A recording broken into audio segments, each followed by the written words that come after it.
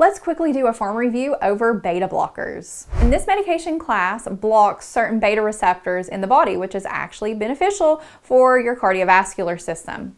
And some medications in this class can include atenolol, esmolol, metoprolol, and notice at the end of these generic names we have OLOL. That is totally classic of a beta blocker. So remember that those two go together. This class can be used to treat a variety of things, not really just cardiovascular issues, like it can treat hypertension, stable angina, certain arrhythmias, heart failure, but it can also be used with migraines, glaucoma, and tremors. So how this medication class works is that it blocks beta receptor sites. So we don't get norepinephrine and epinephrine binding to these receptor sites. So when we can prevent that, we don't elicit the sympathetic nervous system. So we can help things chill out a little bit, which is beneficial, you know, when you have hypertension, some angina, and tremors and things like that going on. But some side effects that can happen is that unfortunately we can slow the heart rate down way too low, leading to bradycardia. We can cause a heart block, like a second or third degree.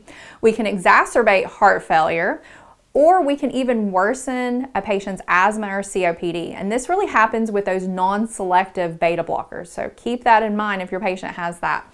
And it can lead to orthostatic hypotension. The nurse's role would include monitoring the ECG, the heart rate, the blood pressure, and making sure the patient, if they are at risk for heart failure, that they're not experiencing heart failure exacerbation. So what that would look like is that they start to have jugular venous distension, they're experiencing weight gain, they're having swelling, or they're having difficulty breathing. That points to, hey, we got some heart failure going on.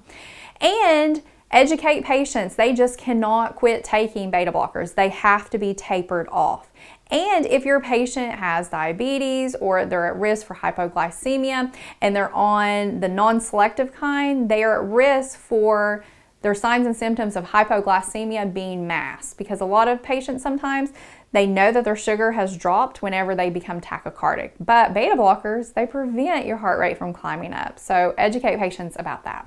Okay, so that wraps up this video over cardiac medications. If you'd like to watch more videos in this pharmacology series, you can access the link below.